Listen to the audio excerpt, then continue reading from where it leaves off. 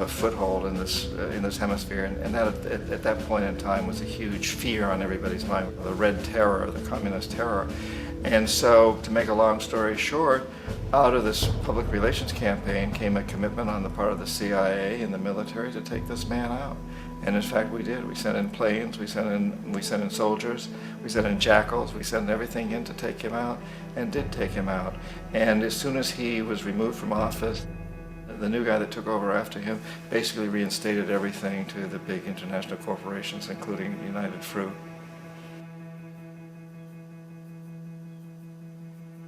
Ecuador for many, many years had been ruled by pro-US dictators, often relatively brutal.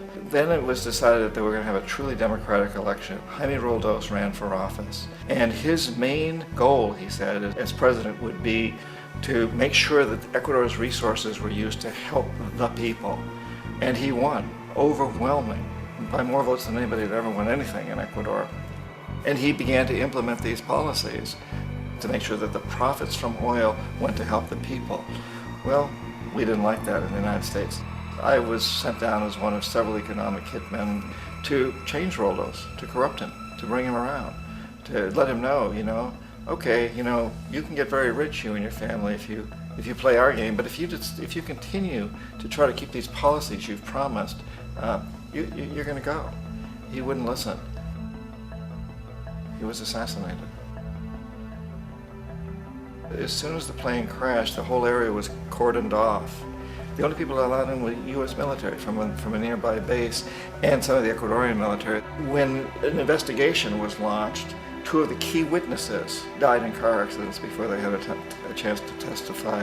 A lot of very, very strange things that went on around the assassination of Jaime Roldos. I, like most people who've really looked at this case, have absolutely no doubt that it was an assassination. And of course, in my position as an economic hitman, I was always expecting something to happen to Jaime, whether it be a coup or assassination, I wasn't sure, but that he would be taken down because he was not being corrupted. He would not allow himself to be corrupted the way we wanted to corrupt him.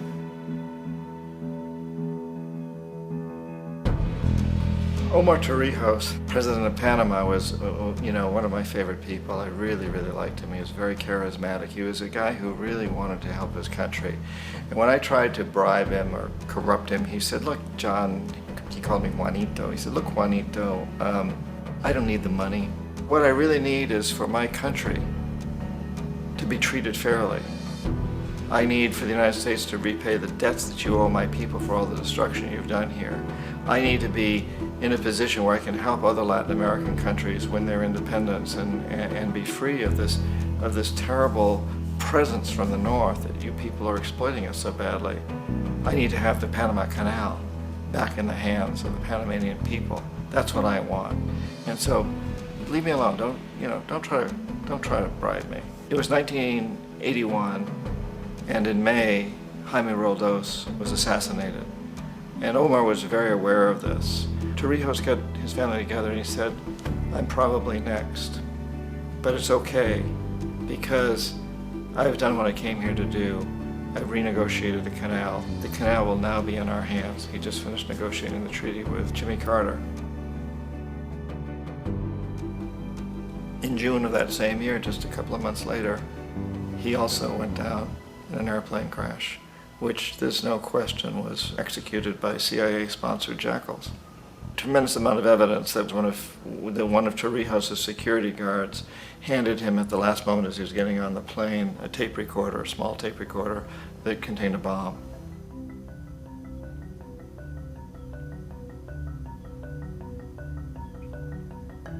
It is interesting to me how this system has continued pretty much the same way for years and years and years, except the economic hitmen have got better and better and better. Then we come up with, very recently, what happened in Venezuela. In 1998, Hugo Chavez gets elected president, following a long line of presidents who had been very corrupt and basically destroyed the economy of the country. And Chavez was elected amidst all that. Chavez stood up to the United States, and he's done it primarily demanding that Venezuelan oil be used to help the Venezuelan people.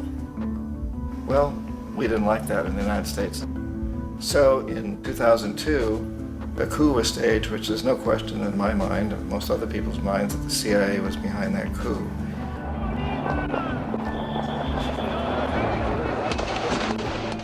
The way that that coup was fomented was very reflective of what Kermit Roosevelt had done in Iran, of paying people to go out into the streets, to riot, to protest, to say this Chavez is very unpopular. You know, if you can get a few thousand people to do that, television can make it look like it's the whole country, and things start to mushroom. Except in the case of Chavez, he was smart enough, and the people were so strongly behind him that they overcame it, which was a phenomenal moment in the history of Latin America.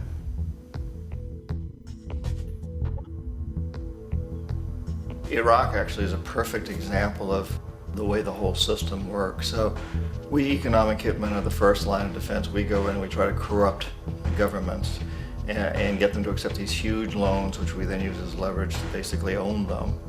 If we fail, as I failed in Panama with Omar Torrijos and in Ecuador with Jaime Roldos, men who refuse to be corrupted, then the second line of defense is we send in the jackals. And the jackals either overthrow governments or they assassinate.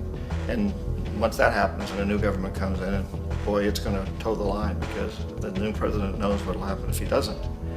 In the case of Iraq, both of those things failed. Economic hitmen were not able to get through to Saddam Hussein. We tried very hard. We tried to get him to accept a deal very similar to what the House of Saud had accepted in Saudi Arabia, but he wouldn't accept it. And so the jackals went in to take him out. They couldn't do it. His security was very good. After all, he had one time worked for the CIA. He'd been hired to assassinate a former president of Iraq and failed, but he knew the system. So in '91, we send in the troops and we take out the Iraqi military. So we assume at that point that Saddam Hussein is going to come around. We could have taken him out, of course, at that time, but we didn't want to. He's the kind of strong man we like. He controls his people. We thought he could control the Kurds and keep the Iranians in their border and keep pumping oil for us. And then once we took out his military, now he's going to come around. So the economic hitmen go back in the 90s without success. If they'd had success, he'd still be running the country. We'd be selling him all the fighter jets he wants and everything else he wants. But they couldn't, they didn't have success. The jackals couldn't take him out again, so we sent the military in once again, and this time we did the complete job and took him out, and in the process created for ourselves some very, very lucrative construction deals. We had to reconstruct a country that we'd essentially destroyed, which is a pretty good deal if you own construction companies, big ones. So, you know, Iraq shows the three stages. The economic hitmen failed there, the jackals failed there, and as a final measure, the military goes in. And in that way, we've really created an empire, but we've done it very, very subtly.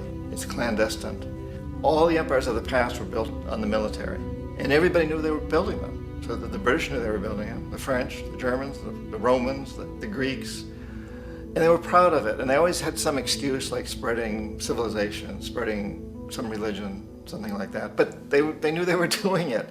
We don't.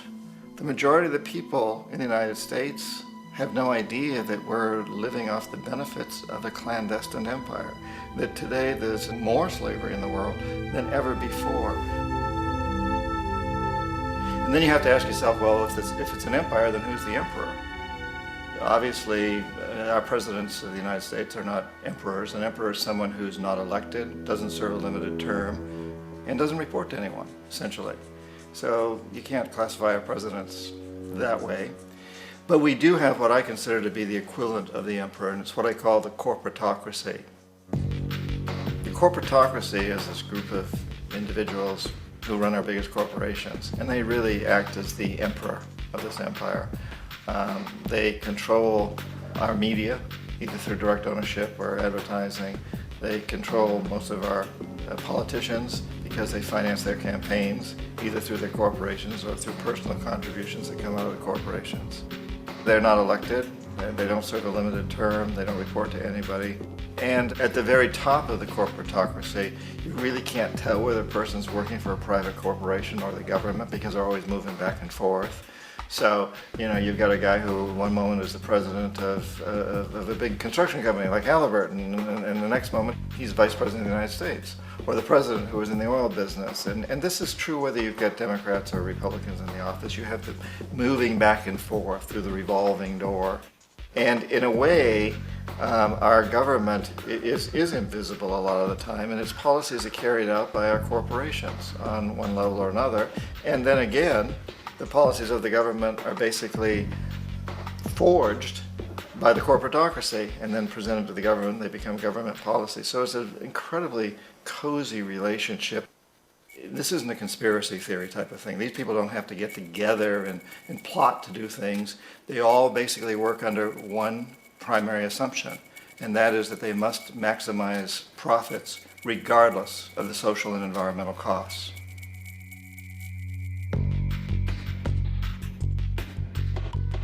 This process of manipulation by the corporatocracy through the use of debt, bribery, and political overthrow is called globalization.